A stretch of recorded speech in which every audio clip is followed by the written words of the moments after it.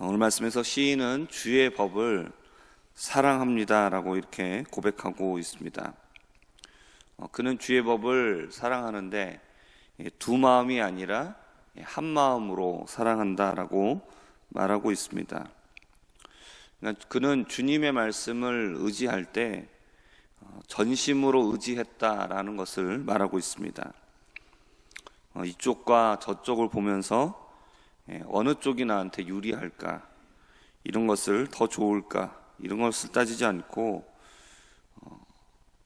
주님의 법을 의지할 때 때로 이것으로 인해서 손해가 생기고 그리고 자신이 곤란한 지경에 처한다고 해도 하나님의 법을 의지하는 것을 택했습니다.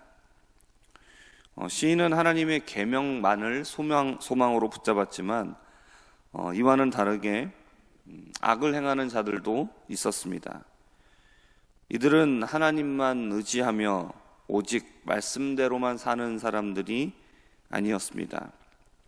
상황에 따라서 자신에게 유리할 때에는 말씀을 앞세우고 또 아니면 세상적인 방법을 앞세우면서 내가 유리할 때마다 필요한 대로 이쪽과 저쪽을 이용하려 하는 자들입니다.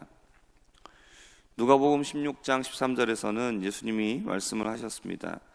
집 하인이 두 주인을 섬길 수 없나니 혹 이를 미워하고 저를 사랑하거나 혹 이를 중히 여기고 저를 경히 여길 것임이니라. 너희는 하나님과 재물을 겸하여 섬길 수 없느니라. 이렇게 말씀하셨습니다. 예수님께서는 사람들에게 두 주인은 섬길 수 없다라고 말씀을 하셨습니다.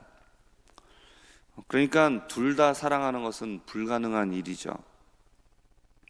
둘 중에 하나를 택해서 하나를 사랑하는 것이지 둘 다 만족시킨다, 이거는 불가능한 일입니다. 그렇기 때문에 사랑한다라고 말하면 둘 중에 하나를 버리고 하나를 택하는 겁니다. 시인은 하나님의 말씀만을 선택했습니다.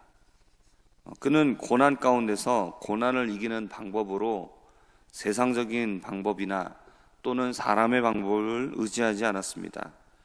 그는 하나님의 말씀을 선택했습니다. 하나님의 말씀을 지키는 것을 고난을 이기는 방법으로 선택했죠. 그리고 이어서 말합니다. 자신의 선택이 부끄럽지 않도록 자신을 붙들어 달라라고 기도합니다. 이렇게 말하는 이유는 무엇이냐 하면 고난 가운데 하나님의 말씀을 선택했는데 항상 그 즉시로 하나님께서 그를 구원해 주시느냐, 그렇지 않다라는 것이죠. 하나님의 말씀을 의지한다고 해서 우리가 항상 모든 것을 다 항상 이기고 모든 것을 곧장 해결이 되는 그런 결말이 우리에게 주어지는 것은 아닙니다. 우리가 하나님의 말씀을 선택을 해도 고난은 여전히 지속되는 것이고 그리고 상황은 좀 더 안 좋아질 수 있습니다. 그렇기 때문에 하나님 앞에 기도하는 거죠. 하나님, 내가 지금 고난을 당하는 중에서도 하나님의 말씀을 지키기를 선택을 했습니다. 그렇지만 여전히 상황이 나아지지 않습니다. 그러나 그럼에도 불구하고 내가 하나님의 말씀을 버리지 않겠습니다. 하나님, 나의 이러한 선택이 부끄럽지 않은 선택이 되도록 하나님 나를 도와주십시오 라고 기도하는 겁니다. 그러니까 믿음이라는 것은 끝까지 믿는 게 믿음인 것이죠. 끝까지 믿지 못하면 그것은 믿음 가운데서 탈락하는 것입니다.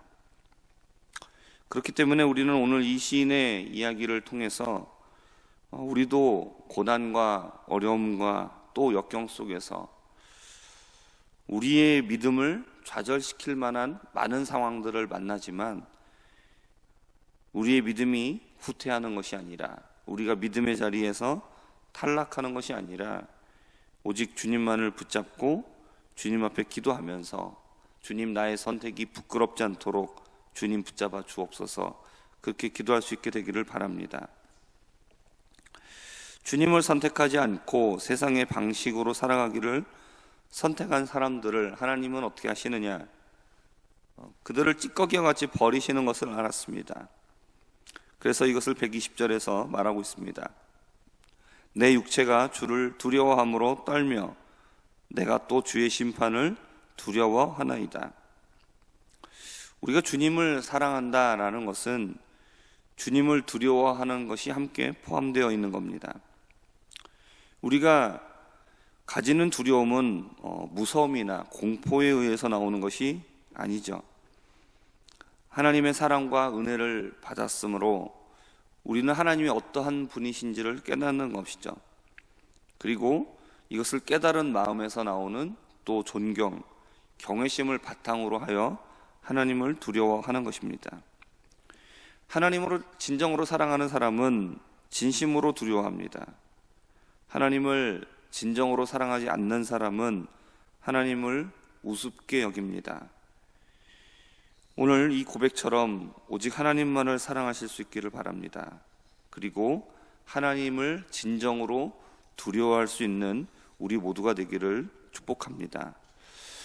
시인은 오직 하나님의 말씀만을 따라서 정의를 행하고 공의를 행했습니다. 그러니까 인간적인 정의, 인간적인 공의가 아닙니다. 지금 세상에도 보면 항상 정의를 말하고 공의를 말하죠. 그런데 우리가 그것을 보면 어떻습니까? 그곳에는 정의가 없습니다. 그것은 자신을 기준으로 하는 정의죠. 우리가 따라야 될 정의는 뭡니까?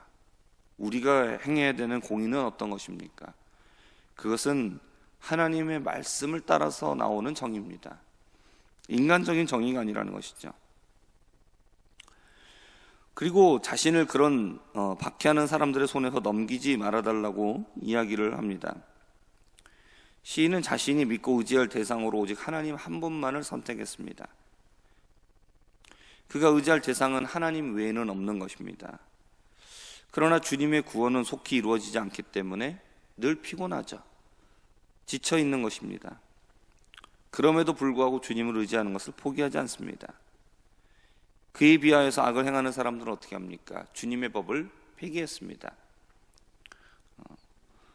주님의 법을 우습게 여기고 악을 법으로 삼고 힘을 가진 자들 마음대로 행하는 것, 이것이 그들이 말하는 정의고 공의인 것이죠.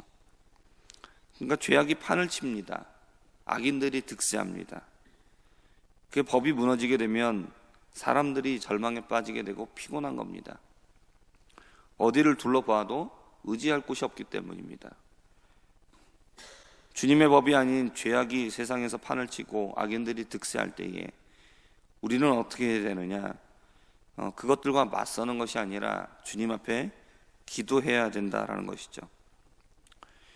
악인들이 득세하고 죄악이 널린 세상에서 시인은 주님의 계명을 어떤 금은 보석들보다도 더 귀하게 여기고 사랑한다라고 고백합니다. 우리가 세상을 살아가는 우리의 모습도 이러한 모습이 되어야 합니다.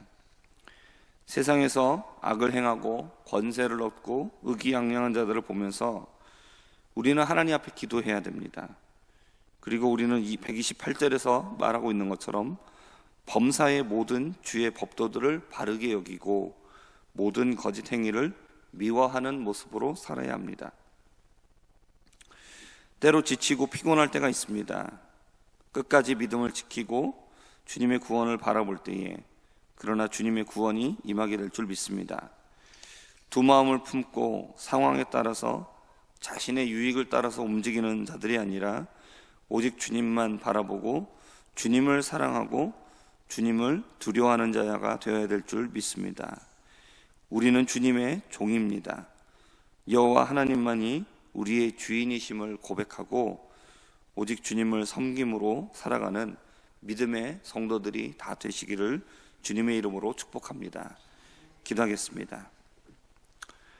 하나님 아버지, 우리가 믿음을 가지고 살아가는 삶은 너무나 피곤하고 지치는 삶입니다. 주님의 구원은 당장 임하지 않지만 하나님, 세상에는 악인들이 득세하고 죄악을 행하는 자들이 하나님 권세를 잡고 하나님, 자기들 마음대로 살아가는 자들이 세상에서는 잘 되어 가고 있기 때문입니다. 하나님, 우리의 마음이 때로 지치고 힘들어지지만 우리가 주님만을 사랑하는 자가 되기를 바라고 주님의 말씀만을 지키는 자들이 되기를 바랍니다. 주님, 우리가 주님을 바라보는 우리의 소망이 부끄럽지 않도록 우리를 붙잡아 주시옵소서. 감사드리며 살아계신 예수님의 이름으로 기도합니다. 아멘.